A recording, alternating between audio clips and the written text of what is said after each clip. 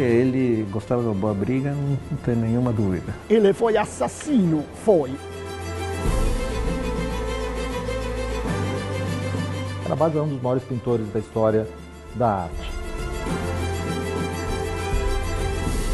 Esse conjunto de obras está avaliado em aproximadamente 500 milhões de euros.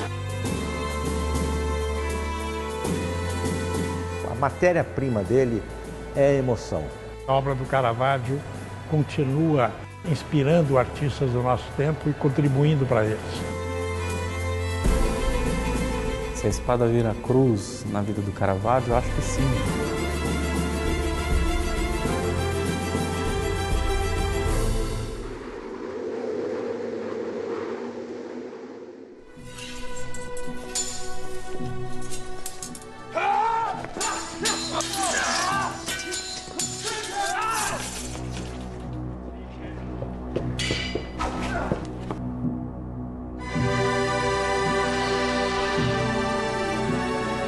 Bom, que o Caravaggio não fosse uma pessoa fácil, isso é evidente, não apenas pelos relatos da época, como pelos boletins de polícia, né, que ele tem vários que ainda existem. Tinha também um certo orgulho, que é típico um pouco do começo do século XVII, do orgulho da sua posição social, um homem que veio de uma situação muito baixa, né?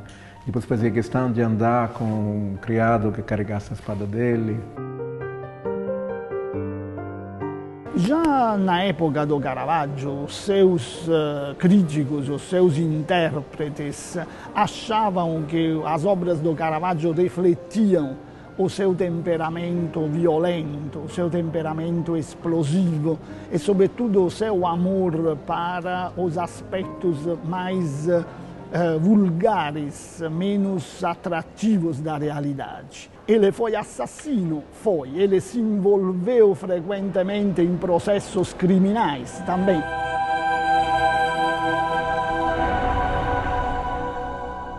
A gente sabe justamente que ele acabou sendo condenado à morte por causa de um assassinato por motivos de jogo, não é? Por motivos de honra e de jogo.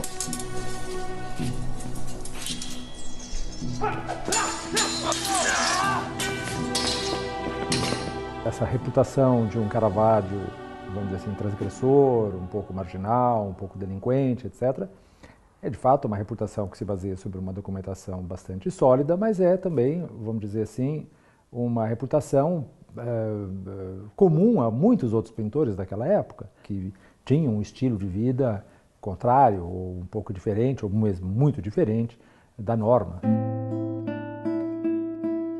Em primeiro lugar, esses pintores mais afeitos a esse estilo mais realista eram pintores não italianos, eram pintores do norte da Itália. É esse tipo de pintura com a qual o Caravaggio dialoga no primeiro momento, e ao dialogar com essa pintura, dialoga também com os pintores que fazem essas pinturas, que são pintores estrangeiros, pintores pobres, pintores que viviam na taberna, vamos dizer assim, pintores que viviam com prostitutas, pintores que gostavam muito de jogar, né? Era um grande jogador, Caravaggio também é um grande jogador, bebiam, tinham relações com as ciganas, com as prostitutas, etc, etc. Portanto, eles viviam num mundo onde o conflito é rápido, é muito fácil, acontece de uma hora para outra, sobretudo nesse estado de alterado de consciência, que beberam muito, etc, etc. Aparentemente o Caravaggio não sabia manusear só os pincéis, mas também sabia manusear a faca e a espada.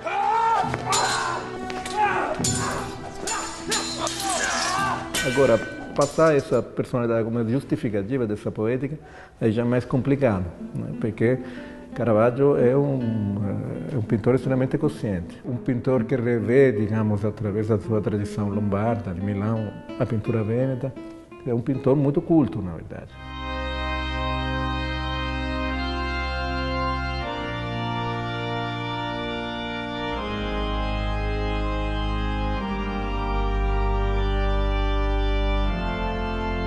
Caravaggio nasce em 25 de setembro de 1571, numa pequena cidade do norte da Itália, perto de Milão. O nome dele, na verdade, é Michelangelo Merisi, né? Provavelmente é o sobrenome do pai. E Caravaggio, ou da Caravaggio, é a indicação do local de onde ele vem.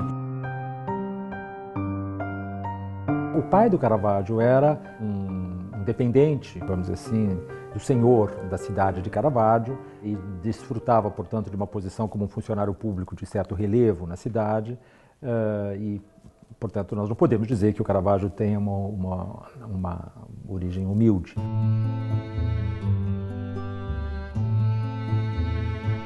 Então, o Caravaggio é enviado, né, bastante jovem, a gente pode pensar por volta dos seus 12, 14 anos, para estudar em Milão, com esse artista chamado, então, Peterzano, né, e é muito possível que esse Peterzano tenha sido um aluno de pintores de Veneza, sobretudo ele se gabava, aparentemente, de ter sido aluno de Tiziano, né, e pode ter apresentado o Caravaggio a esse círculo de pintores ou essa cultura visual que vinha de Veneza. As primeiras influências do Caravaggio são os pintores da região onde ele nasceu. Portanto, de um lado, naturalmente, a pintura veneziana, pintores como Tiziano e Lorenzo Lotto. Ma, por outro lado, também pintores como Girolamo Savoldo, Girolamo Romanino, Bartolomeo Moroni. São todos pintores que trabalham o tema religioso já com uma abordagem próxima à realidade e próxima aos pintores do norte da Europa. Portanto, ele chegará em Roma em 1590, 1591, já dotado de uma certa experiência como pintor, mas é graças a cartas de recomendação, etc., que ele consegue encontrar uma posição inicialmente muito modesta em Roma. A vida do Caravaggio, quando ele chega em Roma, é de grande dificuldade, muitos problemas financeiros. Se diz que ele pinta uma série de pequenas telas e tenta vendê-las, né, com a ajuda de amigos ou outros artistas, mas a visão que nós temos dessa chegada em Roma é mesmo de um pintor no limite da possibilidade de sobrevivência, às vezes vestido como um mendigo e às vezes por isso mesmo, por essa apresentação e por essa condição muito precária, com dificuldades de conseguir os seus primeiros trabalhos.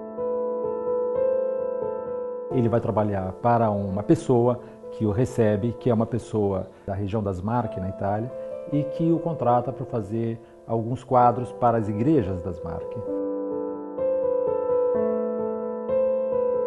É uma figura que aparentemente é muito pão dura e que mal o alimenta. Caravaggio então o chama de Monsenhor Insalata, ou seja, Monsenhor Salada, porque ele só dava salada para o Caravaggio comer. E o Caravaggio vai adoecer efetivamente nesse momento, ele vai para um hospital de indigentes. O Hospital de Santa Maria della Consolazione, na verdade uma igreja que tinha por trás dela uma hospedaria para indigentes, de fato. Né? E ali ele é atendido. Né? A gente tem que imaginar então esse artista um pouco mendigo, com as roupas rasgadas, com pouca alimentação e que tem que ser cuidado então por essas organizações quase que de caridade. Provavelmente é nesse momento que ele pinta esse quadro que ficou muito famoso, que é o Bacchino Ammalato, né? O Baco doente. O Bacco doente si poderia considerar quase um autorretrato espiritual do Caravaggio. Alguns críticos acham que se trata até de um autorretrato do próprio pintor, nas próprias feições do pintor, mas mesmo que isso não seja a realidade, é sem dúvida um autorretrato espiritual.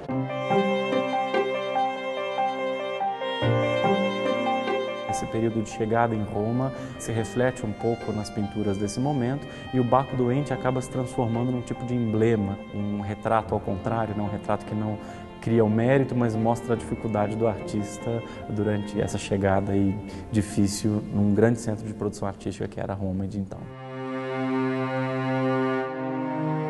O Caravaggio usa o autorretrato como uma confissão para revelar os seus estados de alma, como no caso justamente do Golias, não é? Em que ele se autorretrata como o personagem derrotado pela vida, não é? Como o personagem morto. Ou como no caso do Martírio di San Matteo da Cappella Contarelli, em que ele se apresenta como testemunha desse assassinato de um homem injusto.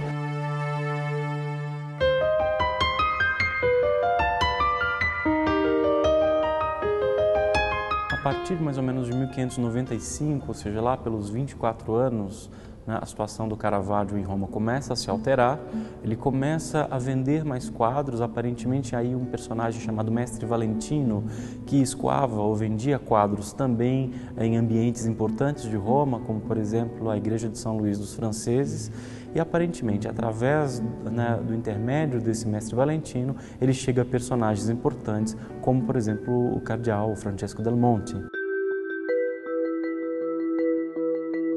Quando Caravaggio entra na casa do Cardeal Del Monte, ele entra, digamos assim, no círculo de dos grandes colecionadores, mas também de dos grandes personagens da corte romana daquela época, que o Cardeal Del Monte era parente de papa, portanto era uma figura de grande destaque naquele momento, e tinha na família uma grande tradição de mecenatismo artístico.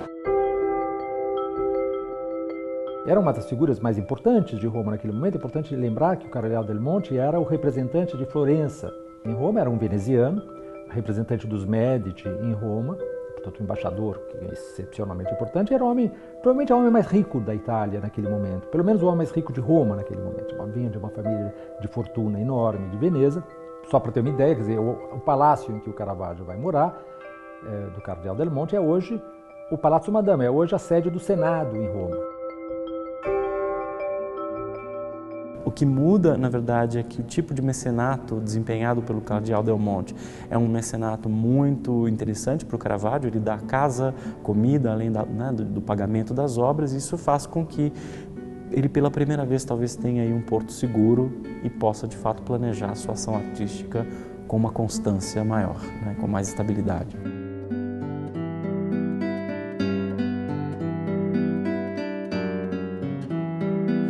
Por outro lado, o Cardeal Del Monte promove o Caravaggio, intui a genialidade, o talento desse pintor.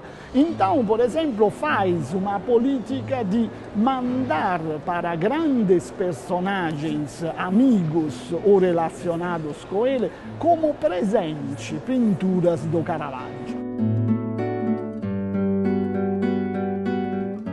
Acho que é preciso também entender que o Caravaggio não é um homem simplesmente um transgressor nato, uma figura que foi aquela que o romantismo, vamos dizer assim, o transformou, né? Ele é um homem de corte, é um homem que sabe muito bem a posição em que ele está e como tirar o maior proveito possível dessa posição, né?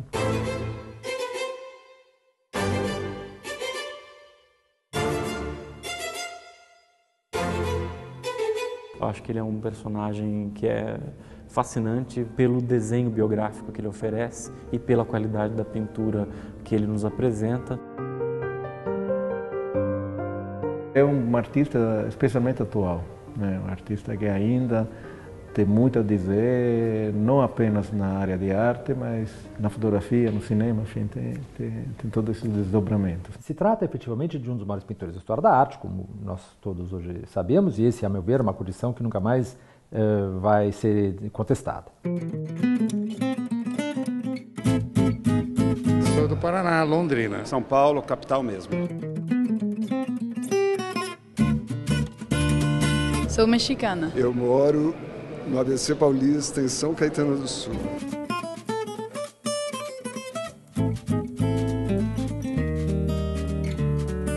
Caravaggio nos transforma, assim, ele nos leva à realidade dele. É como eu me sinto toda vez que eu vejo uma tela. Eu fico imaginando o que ele estava vendo para criar a tela. A dualidade humana, a ambivalência humana, a bondade e a maldade, o belo e o feio estão fartamente demonstrados nas pinturas dele. Genial, porque ele transcende tudo que a gente já tinha conseguido ler sobre ele. Eu imagino que ele tinha vontade, na verdade, de fazer cinema e fotografia, embora essas técnicas não existissem, né? São João Batista alimentando o cordeiro, eu achei muito bonito, é o quadro acho que mais perfeito do Caravaggio. Apresenta a musculatura perfeita da perna do Giovanni, que era uma região montanhosa, então eles desenvolviam bastante pernas, né, músculos. Então esses garotos geralmente eram amantes dele, né? Eles não eram modelos que a igreja disponibilizava para ele, e essa relação que ele tem com o retratado, né, com a pessoa é sempre muito pessoal. Uma das coisas também que é muito importante saber como um Caravaggio é um Caravaggio, toda vez que tem uma pessoa, enfim, um retratado que é de uma classe social que não é da igreja ou da burguesia, embaixo da unha dessas pessoas tem sempre sujeira, que era a maneira que ele retratava que as pessoas trabalhavam. É um grande pintor que as pessoas precisam conhecer. Eu já tinha visto alguns desses quadros e conheço bastante a obra do Caravaggio. Foi mais um reencontro com um amigo.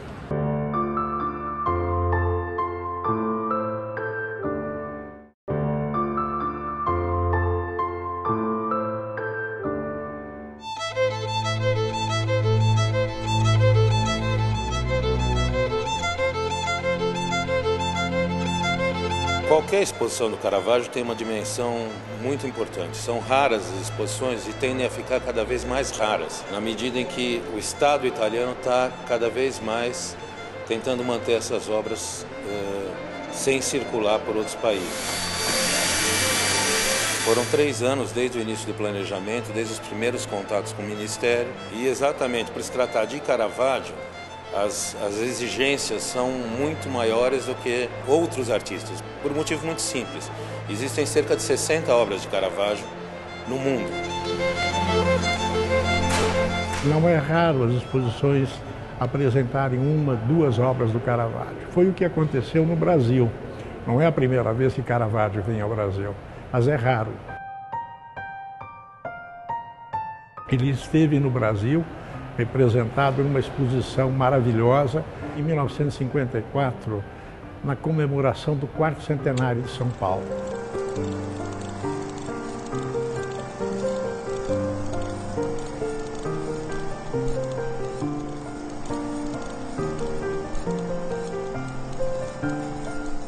Depois, só em 98, Luiz Marques trouxe aqui para o MASP uma exposição com 2 obras esplêndidas do Caravaggio, o Narciso e os Trapaceiros. O quadro é todo construído como uma sucessão de planos quase totalmente imersos na penumbra e planos totalmente expostos à luz. É desse jogo de contrastes muito fortes, não é?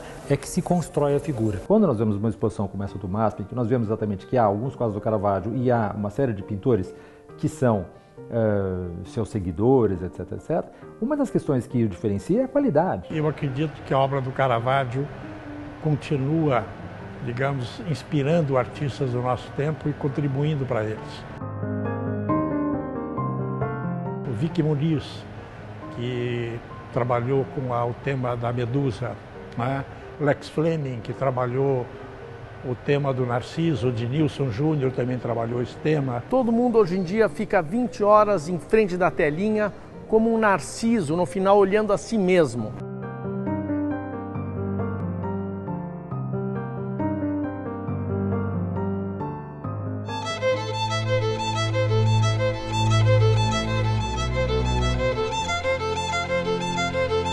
Esse conjunto de obras está avaliado em aproximadamente 500 milhões de euros.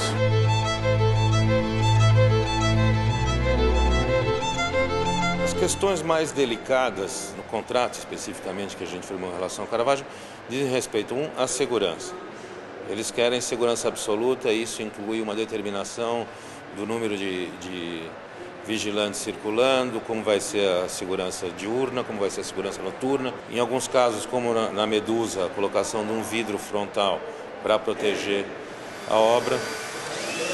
A obra chega junto com um laudo. Esse laudo é um relatóriozinho do estado de conservação da obra, ou seja, todos os problemas que a obra tinha, uma perda, um verniz amarelecido, um retoque alterado. A gente confere todos esses detalhes para ver se não houve nenhum dano durante o transporte.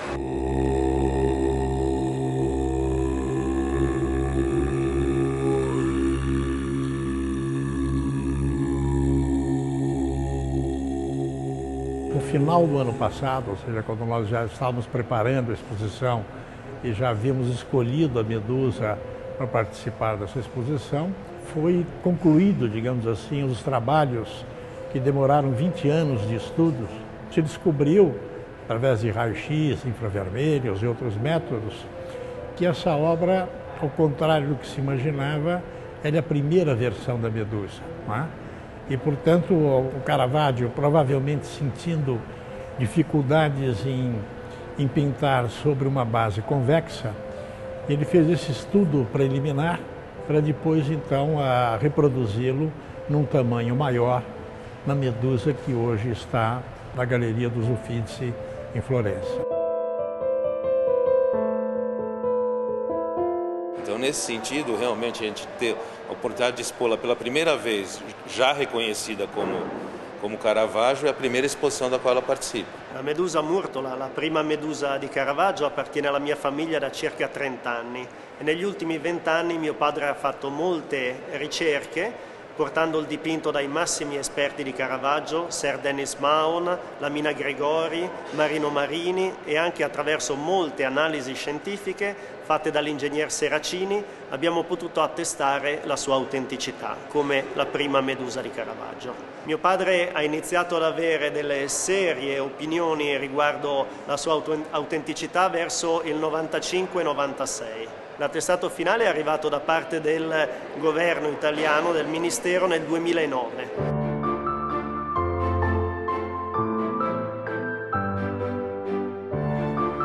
O curador da exposição, ele fez uma opção por tratar a questão da autenticidade também no espaço expositivo. Por quê?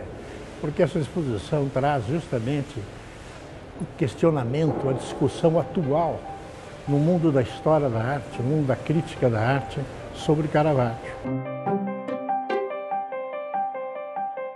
É muito tênue a linha entre um Caravaggio atribuído a Caravaggio e de Caravaggio. São 3 pontos que têm que ser cumpridos: a análise técnica, científica, a concordância dos especialistas e algum tipo de documentação, algum tipo de referência histórica.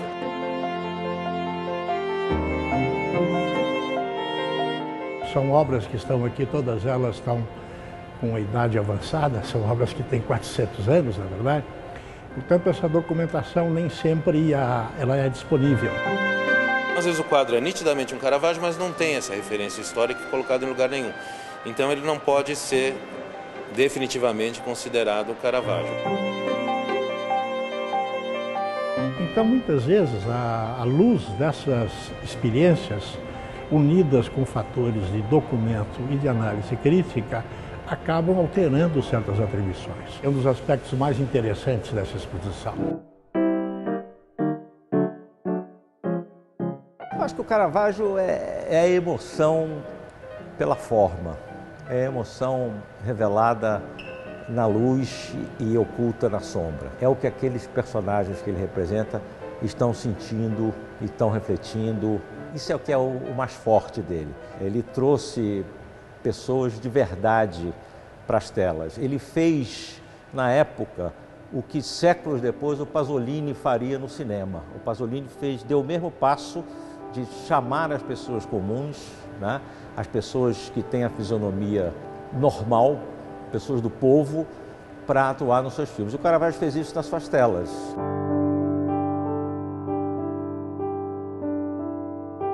Eu acho que algumas características dele como pintor encontraram na fotografia e na cinematografia um eco muito forte. Ele não tem o cânone da figura voltada para a luz. Estou voltado para a luz. Muitos dos quadros importantes dele, a pessoa está voltada de costas para a luz e ele usa uns artifícios maravilhosos. Ele faz, às vezes, uma iluminação rebatida na roupa ou na pele do personagem que está em frente a esse personagem. Então a luz passa por ele, é uma luz definitora de forma, né? Mas o rosto é iluminado por uma luz que volta. Então isso tudo é moderníssimo, isso é que o Robert Richardson, né, o fotógrafo do Oliver Stone, faz hoje.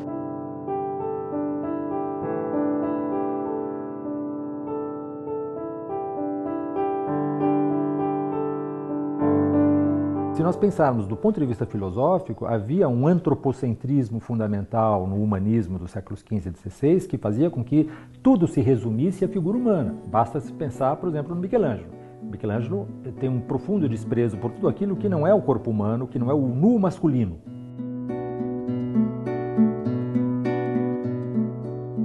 Caravaggio vai fazer com que essa hierarquia se dissolva e dê lugar a um tipo de síntese nova do que é o visível, no qual não se trata mais da linha definitória do corpo humano, o motor, vamos dizer, da representação, mas é a luz. A luz é o elemento mais importante dos quadros do Caravaggio. A gente sabe que ele trabalha frequentemente com iluminação artificial, isto é, iluminando os seus modelos através de luz,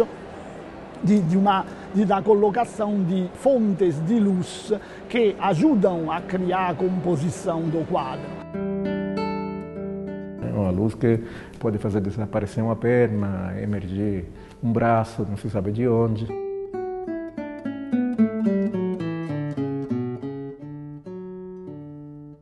Então não é mais pintar os corpos através da reação à luz, mas quase pintar a luz na sua ação sobre os corpos, né? Que também é quase literalmente o que a fotografia é, né?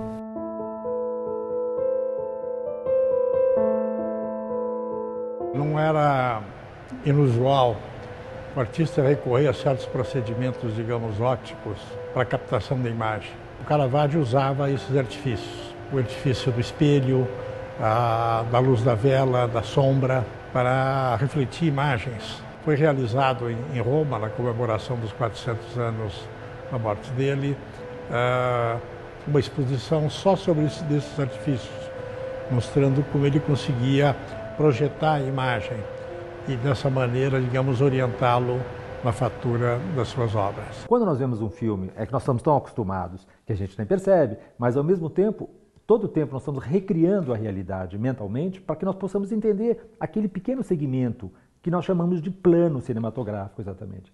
Esse plano cinematográfico é inventado pelo Caravaggio. Me lembro de um quadro que ele faz isso, é um quadro que Cristo está chamando, acho que São Mateus, para segui-lo, né?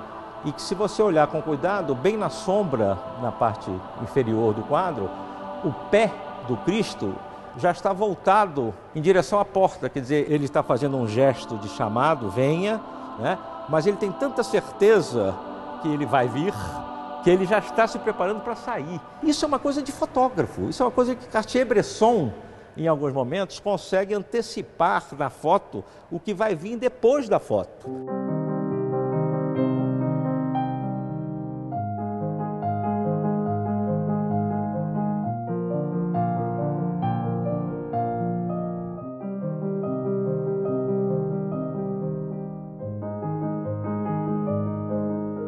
Esse São João Batista alimentando o cordeiro é um tema bíblico do Novo Testamento, muito singelo. Você vê, é um quadro que tem poucos elementos, né? A predominância é da figura mesmo de São João Batista. Agora, que tem uma composição muito interessante. Ele tem uma cruz na composição, né? Ele tem um partido horizontal que nasce aqui da perna direita dele, né? Segue aqui, chega no braço, né, o braço esquerdo, e tem um elemento vertical, né, inclinado, na realidade é um elemento oblíquo, né? Então você tem aqui um X na composição principal.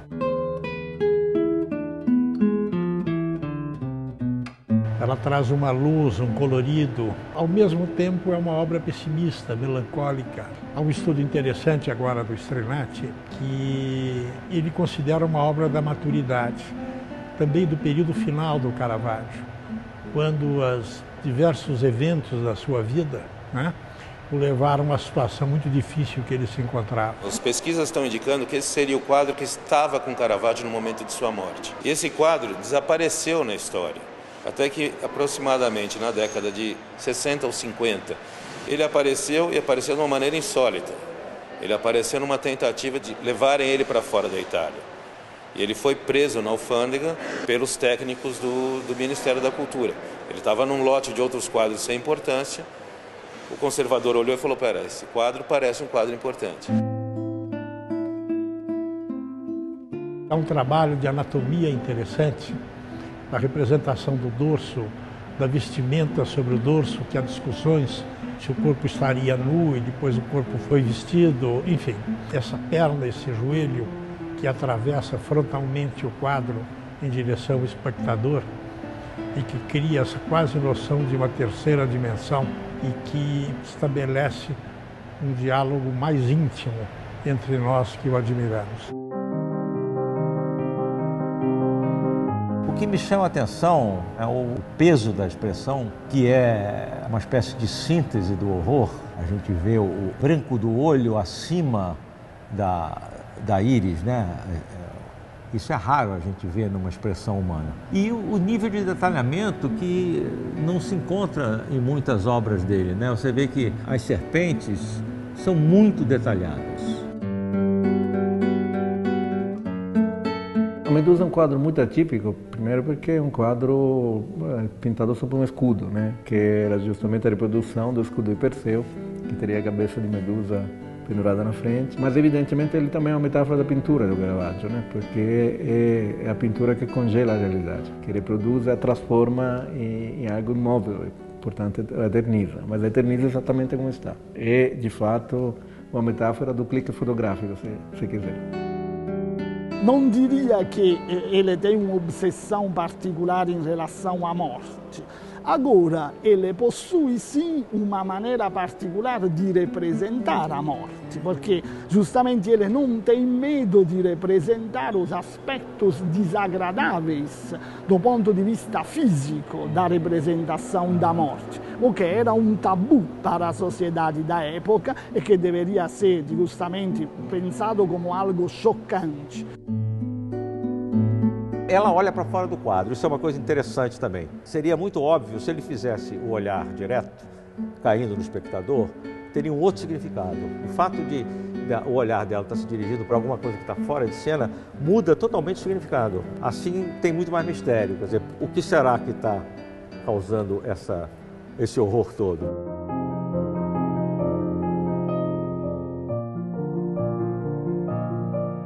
Esse quadro, São Jerônimo que escreve, né, ele é uma obra-prima de composição. Você tem uma simetria, né? O quadro é praticamente um H. Você tem uma vertical aqui, uma vertical no outro extremo, né, os dois terços externos do quadro, e o elemento horizontal, que é o braço, o livro que ele está lendo, está consultando. O Caravaggio cria uma tensão pungente de uma emoção contida de espiritualidade na relação do texto. Não é? Então o São Jerônimo lê atentamente esse texto. Mas do outro lado do quadro tem uma caveira, metáfora da fragilidade da vida. Você relaciona a vida com o crânio depois da morte.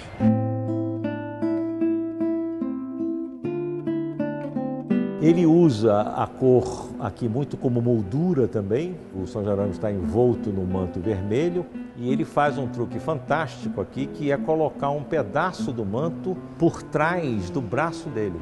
Ele consegue dar um destaque especial ali no braço, colocando um pedacinho de vermelho. Sem dúvida nenhuma é uma obra indiscutível do Caravaggio, está em todos os compêndios do grande mestre. E nessa exposição ela abre, porque é, sem dúvida, a obra mais importante.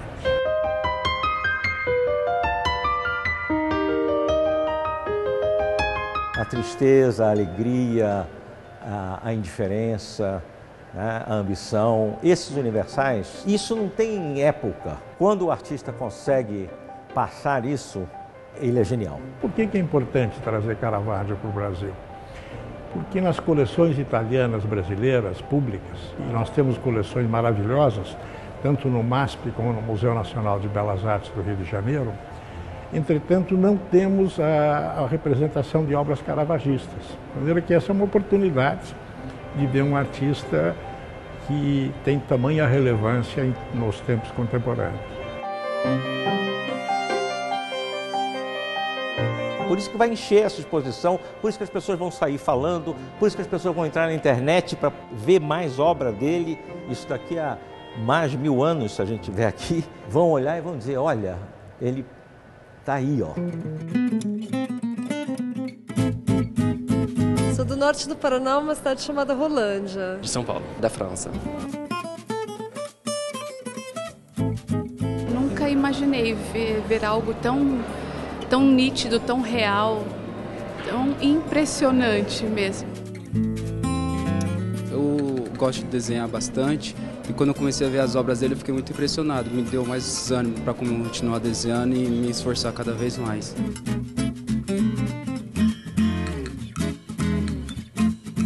O que mais me chamou a atenção na exposição, sem dúvida, foi o quadro do santo que está segurando uma caveira. Sem dúvida, São Francisco meditando.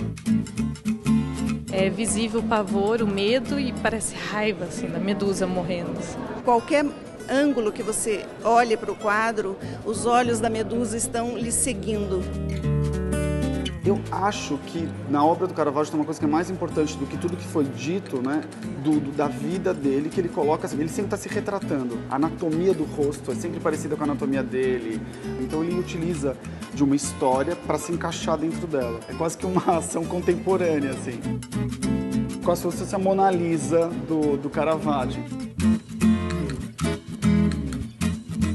Às vezes parece fotografia, mas é uma coisa muito mais escura, muito mais sombria. Parece que ele transmite um sentimento de depressão, de dor, de tristeza às vezes. E ele tinha uma ligação muito forte, aparentemente, com a morte. Você vê que os seus quadros refletem sempre a vida conversando com a morte. Eu acho que ele tinha essa expectativa de que ele não viveria tanto tempo.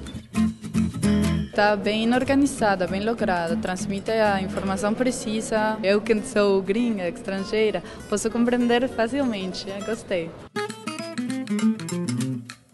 Uma pessoa que viveu tão pouco conseguiu uma obra dessa. Eu acho que ele é um gênio.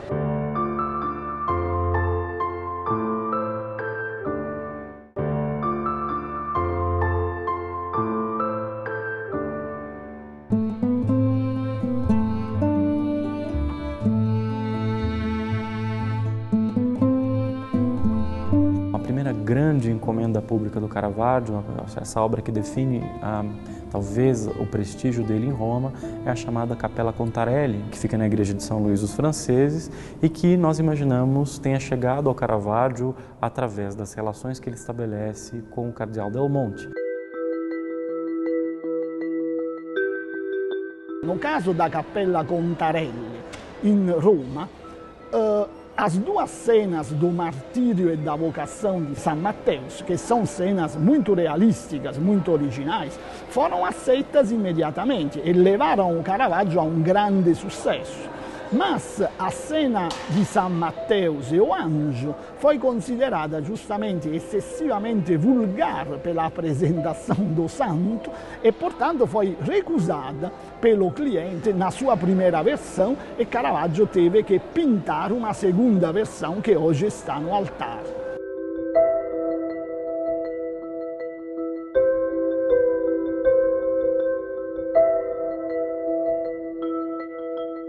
Ele não trabalha diretamente com desenhos, não faz desenhos preparatórios, mas ele, em geral, pinta, pelo que sabemos, diretamente na tela, esboça na tela diretamente os personagens e depois vai acabando o quadro.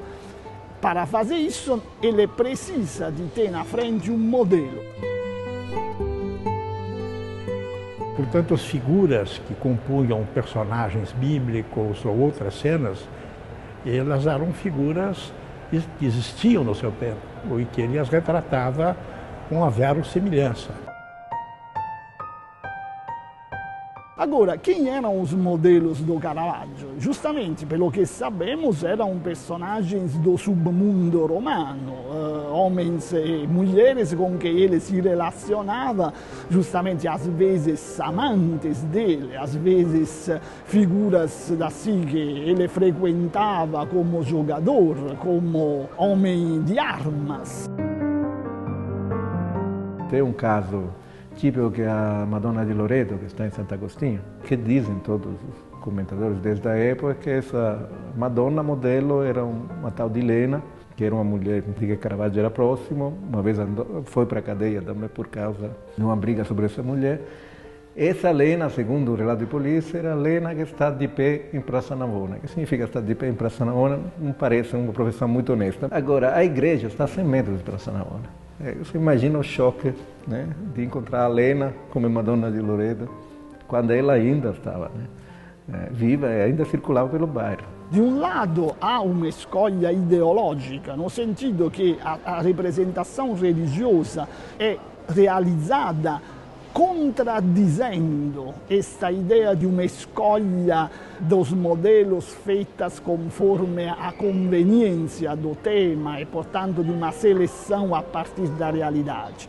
Por outro lado, naturalmente, era mais fácil encontrar os modelos na rua, nas pessoas comuns.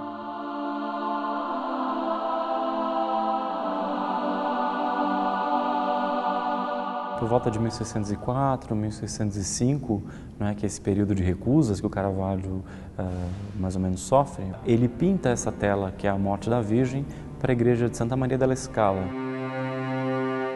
A obra foi recusada justamente por vários motivos. Caravaggio escolheu de fazer uma representação chocante, cioè a Nossa Senhora morta, representada como cadáver de uma mulher afogada. Se diz que ele utilizou como modelo talvez até uma prostituta.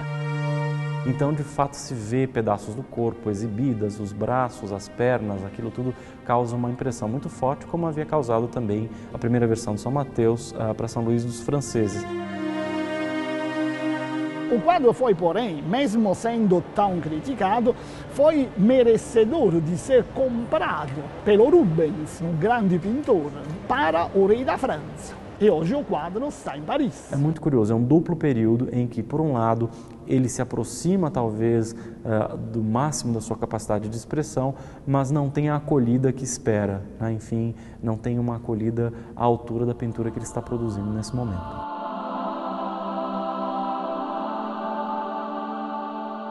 O Caravaggio foi, de fato, um pintor que influenciou uma quantidade enorme de pintores. Em parte são seguidores que apenas pegam a casca, a superfície do trabalho deles, a escuridão, o pé sujo, enfim. Né? Mas tem uma influência enorme em pintores que são fundamentais para o começo da pintura moderna.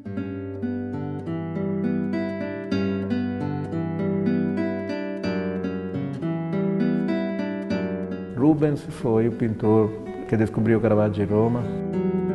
Depois, através de Rubens, foi Velázquez. José de Ribera, que é um grandíssimo pintor, que é o mais caravagesco desse, estou citando. Esse caravagismo que decorre da obra dele tem uma importância grande até para você ver de que forma a informação original se perde.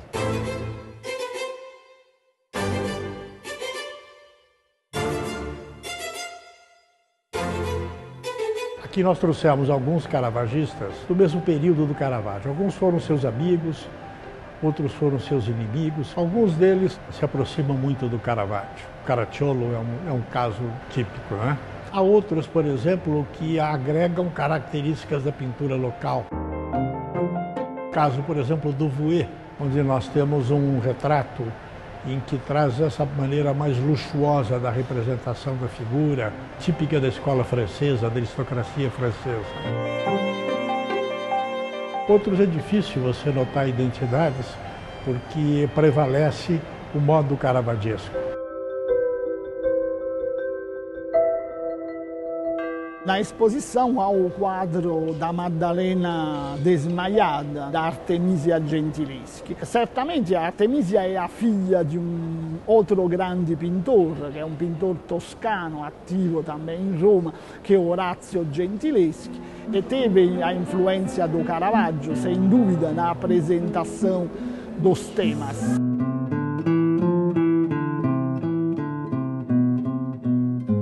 Mas a pintura da Artemisia não é só feita de elementos caravaggianos, ela assimila também elementos da escola bolognese, ela assimila outras influências na estada em Roma ou em Florença.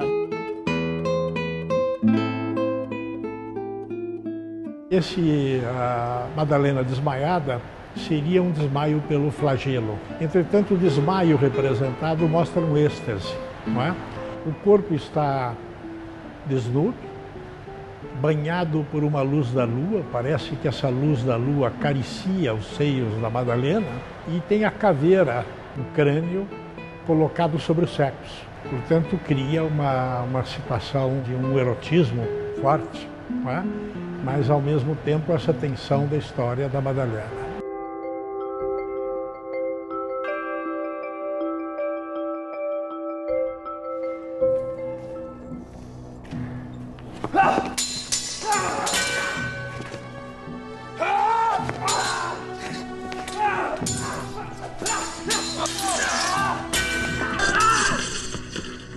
O assassinato do Ranuccio Tommasoni pelo Caravaggio acontece em 29 de maio de 1606, numa região que é o Campo Marzo, próximo à Embaixada da Toscana, em Roma, durante uma partida do que a gente entenderia hoje como um jogo de tênis, né? Um jogo de bola e raquete.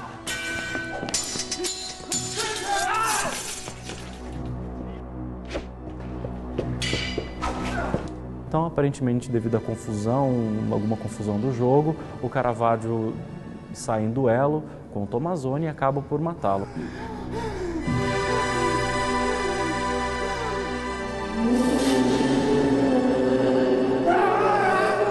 Mas muito provavelmente isso tem raízes mais profundas ou dívidas de jogo. Se fala às vezes também em disputa ligadas a mulheres, né? Mas também pode ser que seja uma disputa política. Lembrando que o Tommasoni é, na verdade, ligado a um grupo pró-espanhol que vive em Roma, enquanto que o Caravaggio, a gente lembra, é mais próximo dos franceses via o Cardeal Del Monte. E, de todo modo, é um episódio pivotal, um episódio que faz girar toda a vida do Caravaggio a partir de então.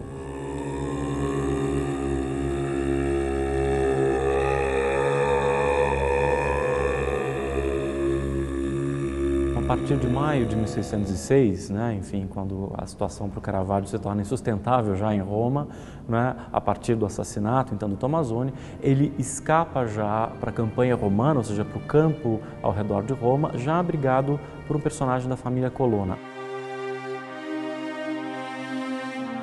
Ali ele continua a pintar até que de fato se transfere a Nápoles, onde ele permanece por cerca de quase 2 anos, né, se transferindo aí para Malta, né. Então entre 1607 e 1608 nós temos esse entrecho em que ele pleiteia a sua posição como cavaleiro.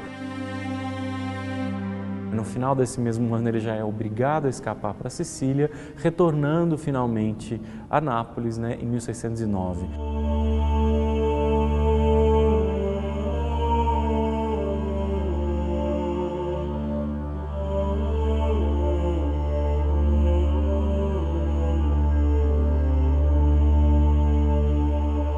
A saída de Nápoles em direção a Roma do Caravaggio tem a ver com a expectativa que ele tem, né, de ser finalmente absolvido. Ele está em Nápoles apoiado por uma família importante, que é a família Colonna, mas chega também a notícia de que um cardeal Gonzaga, né, o ajuda, vamos dizer, intercede por ele junto ao Papa, né, e além disso, a gente precisa lembrar que o Caravaggio tinha mantido relações com personagens também muito importantes, como era o caso do cardeal Scipione Borghese.